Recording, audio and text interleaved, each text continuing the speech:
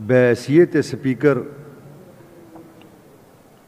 सूबाई असम्बली खैबर पख्तूनख्वा, मैं सारे जब सिलसिले को देखता हूँ तो बड़ा दिल गिरफ्तगी का शिकार होता हूँ। ब्रिटिश सरकार ने जो अदारे बनाए, ये पहले भी मैं कई दफ़ा जिक्र कर चुका हूँ कि वो अदारे उसने बड़े पावरफुल बनाए और पार्लिमान को उसने कमज़ोर बनाया,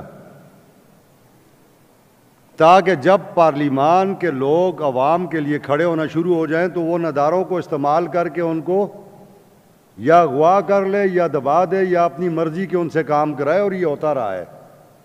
हम जितनी सियासी कारकुन और सियासी पार्टियों से और हमारे सियासी लीडरान जितने भी गुजरे हैं इस पाकिस्तान बनने के बाद, जनाब कायद-ए-आज़म रहमतुल्लाह अलैह से लेके और जनाब इमरान खान तक, उन सब ने इस चीज़ को भुगता है। देखें, मैसेज ऐसे अच्छे नहीं जा रहे, लोग कन्फ्यूजन का शिकार हैं।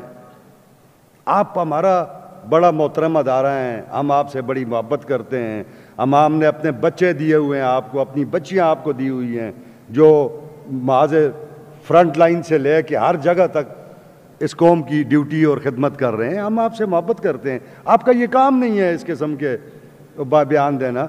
मैं ये समझता हूँ कि फील्ड मार्शल साहब को चाहिए कि वह सारी सूरत हाल को देखें। इमरान खान एक पार्टी की सरबराह हैं, कायद हैं, इस पाकिस्तान के मेजॉरिटी लोग उनको पसंद करते हैं, उनके फॉलोअर्स हैं। वो अपना एक सूबे में चीफ मिनिस्टर नॉमिनेट करते हैं, उसको पूरा एक्सेस होना चाहिए। ये तो मजाक बना हुआ है। हाई कोर्ट कहती है, सुपरडेंट सामने खड़ा है कि तुम्हें इजाज़त दो, वो जाते हैं अंदर, इजाज़त नहीं मिलती। आप किसकी तौहीन कर रहे हैं? आप उन 4.5 करोड़ लोगों की तौहीन कर रहे हैं जिन्होंने इस पार्लियामेंट को मुंतखब किया है। तो ये मेरा ख्याल है कि ये अब वक्त आ गया कि हम कंसेंसस की तरफ जाएं, हम बेहतरी की तरफ जाएं। मेरी अपोजिशन लीडर साहब से भी बात हुई थी, कुंडी साहब से भी बात हुई थी। हम पहले भी एक दफ़ा इस हाउस ने बड़ा कलीदी किरदार अदा किया वफाक के और सूबे के दरमियान फासले कम करने के लिए। जब PTM का मामला हुआ, इसी हाउस ने एक कलेक्टिव एफर्ट किए तो अल्लाह ने किया, वो खुश असलूबी के साथ मामला निपट गया। इस हाउस में पिछले 1.5 महीने से हम इन लॉ एंड ऑर्डर को डिस्कस कर रहे हैं। इस पर तकरीरें हो गई हैं, एक दूसरे के ख़िलाफ़ भी तकरीरें हो गई, इस्टेब्लिशमेंट के ख़िलाफ़ भी तकरीरें हो गई, सारी बातें हो गई हैं। अब मैं ये समझता हूँ कि हमें कुंडी साहब किसी कलेक्टिव एफर्ट्स की तरफ जाना चाहिए। आप इस पर कमेंट करें तो फिर मैं बात को आगे चलाऊँ। और बहुत शुक्रिया स्पीकर साहब। सबसे पहले तो मैं आपको अप्रिशिएट कर देता हूँ कि आपने मुकर्रर वक़्त पर कार्रवाई शुरू करके सबको आज पहले दिन सब इकट्ठे एक ही वक़्त पर आए। इंशाल्लाह मैं उम्मीद करता हूँ कि आइंदा के लिए भी लोग 2:30 बजे पहुँचकर हाज़िरी लगा देंगे। इसके बाद मैं एक और इल्तिजा करता हूँ कि अगर नमाज के लिए वक़्त ब्रेक एक ही वक़्त पर दिया जाए तो एक तो नमाज पढ़ने वाले लोग बाजुमात नमाज पढ़ सकेंगे और दूसरा ये खुरम टूटने का खदशा भी नहीं होगा। अभी एक एक करके लोग नमाज के लिए जा चुके हैं तो इसलिए खुरम टूटने का खदशा है। तो मेरा ये इल्तिजा है कि नमाज पढ़ने के लिए एक ही वक़्त पर अगर मुख्तसर से टाइम दिया जाए तो बहुत ही अच्छी बात होगी। इसके बाद मैं गुज़श्ता सैलाब पर बात करना चाहता हूँ।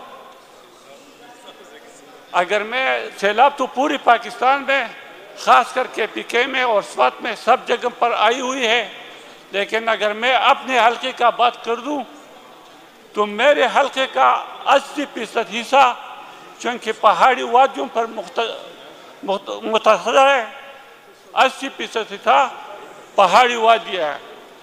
तो जब सैलाब आ जाती है तो पिछले बार की तरह इस बार भी ज़्यादातर सड़कें या तो बह गई है या ऐसी टूट फूट का शिकार है कि आना जाना मुश्किल भी है और बाज़ी जगहों पर तो पुल वगैरह टूटने से नामुमकिन है। तो बच्चे स्कूल भी नहीं जा सकते, अस्पतालों को मरीज का आना जाना भी बहुत ही ज़्यादा मुश्किल है। और उधर चूँकि 2022 में जो टूट फूट हुई थी अभी तक वो भी पूरी नहीं हुई थी, उसका फंड नहीं मिला पूरी तरह। तो अभी जो नई सैलाब आई है तो इतनी ज़्यादा टूट फूट है, इतनी ज़्यादा टूट फूट हो चुके हैं कि पूरा इलाका बहुत ही मुश्किल हालात में है। इसके साथ साथ जो वाटर चैनल है वो अक्सर जगहों पर बह गई है, तो लोगों की रहन सहन और घरों में भी, और साथ ही साथ अक्सर मसाजिद में पानी बिल्कुल नापीत है। तो लोग बार बार शिकायतें कर देते हैं।